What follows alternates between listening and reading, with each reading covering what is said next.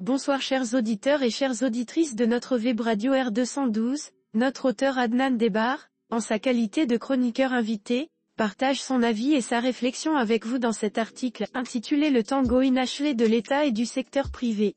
Le voici en podcast pour vous. Entre promesses publiques et prudence privée, le Maroc semble jouer un tango industriel désaccordé. Dans une tribune percutante et pince sans rire, Adnan Debbar décrypte la méfiance des entrepreneurs face à un État qui change souvent les règles du jeu, et appelle à un nouveau pacte de confiance pour faire du secteur privé un acteur central du développement national. Un cri lucide pour réconcilier ambition et réalité. L'auteur entame son analyse par une scène emblématique du décalage entre discours public et réalité entrepreneuriale de la manière suivante. Le ministre Riyad Medzour déroule son PowerPoint, batterie électrique, hydrogène vert, usine futuriste. Le ministre a les yeux brillants, les chiffres sont là, les graphiques aussi.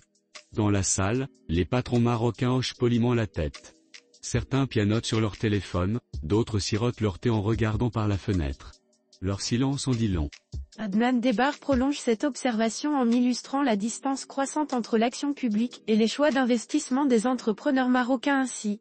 Pendant que l'État mène la danse industrielle avec des investisseurs étrangers, au rythme des plans sectoriels et des inaugurations télévisées, les entrepreneurs locaux restent assis. Leurs capitaux, bloqués dans l'immobilier, l'import-export, ou simplement sous le matelas. La vraie question n'est pas pourquoi ils refusent d'investir, mais comment leur faire comprendre que cette musique, celle des idées et des grands projets, finira par s'arrêter. Et qu'après, le silence pourrait être assourdissant. Le chroniqueur invité continue sa démonstration en mettant en lumière l'instabilité du cadre institutionnel, perçu comme un frein à l'engagement productif ainsi. Investir au Maroc ressemble à une partie d'échecs où les règles changent à chaque coup. Hier, une exonération fiscale. Demain, une nouvelle taxe votée à minuit. Le secteur privé a la mémoire longue, il se souvient des arbitrages soudains, des contrats remaniés au forceps, des jugements qui traînent assez pour enterrer une PME. Un industriel de Casablanca me confiait récemment, on préfère louer des entrepôts que construire des usines.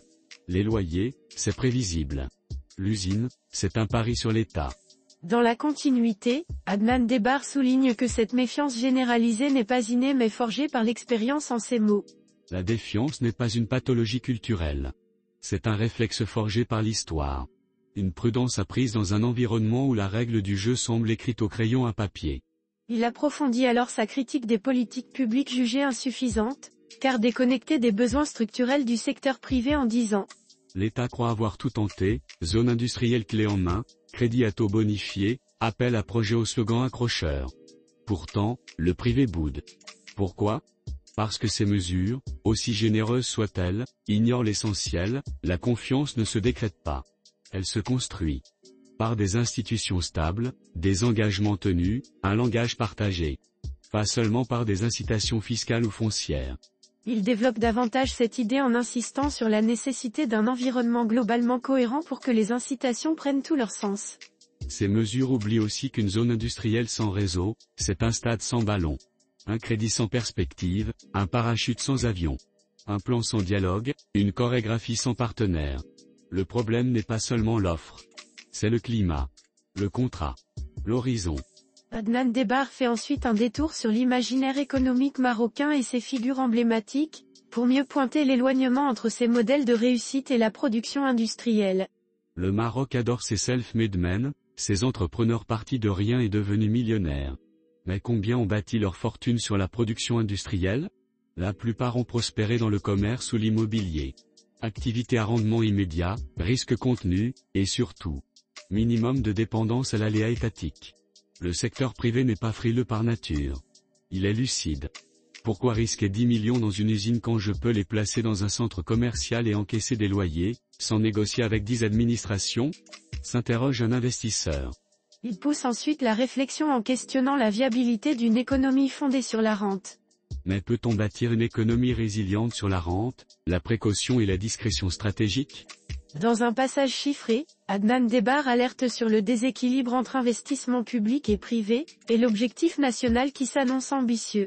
Aujourd'hui, l'investissement privé au Maroc ne représente qu'un tiers de l'investissement total, 33%, contre 2 tiers pour l'investissement public, 66%.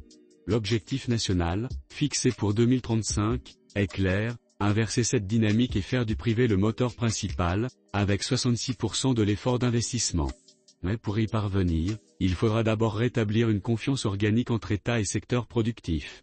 Dans un style interpellatif, le chroniqueur formule des appels directs aux trois parties prenantes, l'État, le secteur privé et la société. Tentons quelques questions pour ajuster le tempo. À l'État, cessez de croire que les IT sauveront le pays. Les multinationales ne sont pas des bons samaritains. Elles partiront dès qu'une crise éclatera ou qu'un autre pays offrira 5% de rentabilité en plus. La souveraineté industrielle commence par la confiance en ses propres entrepreneurs. Au secteur privé, assumez votre part de l'équation. On ne peut pas éternellement demander à l'État de porter le risque et à la banque de garantir le rendement. L'industrialisation est un acte de foi, mais aussi de responsabilité. À nous tous, arrêtons de fantasmer sur le modèle allemand ou le miracle sud-coréen. Le Maroc a ses propres atouts, logistique, jeunesse, stabilité, mais il lui manque une chose, un pacte sincère, lucide et équitable entre le pouvoir public et les forces productives. Adnan Debbar conclut son texte sur une note de lucidité et d'espoir, en esquissant les conditions d'une alliance possible en ces termes. Le secteur privé n'a pas besoin d'aumônes ni de slogans. Il a besoin d'un État lisible, équitable, contractuel. L'État n'a pas besoin d'allégeance passive. Il a besoin d'entrepreneurs audacieux, engagés, organisés. Sans cela, chacun dansera dans son coin, au rythme de ses propres incertitudes. Ensemble, ils pourraient former une alliance stratégique. Mais pour cela, il faudra un jour parler le même langage et réécrire ensemble les partitions de ce tango national. Et vous, chers lecteurs, quand oserez-vous croire à l'État ? Quand il vous donnera des garanties, ou quand vous accepterez enfin d'en exiger une transformation durable ? Chers auditeurs de la web radio R212, merci d'avoir été à l'écoute de ce podcast et de partager avec nous ce moment d'échange et de découverte. Votre présence et votre fidélité sont notre plus belle récompense. On se dit à très bientôt, si vous le voulez bien. Avec toute notre gratitude, l'équipe de R212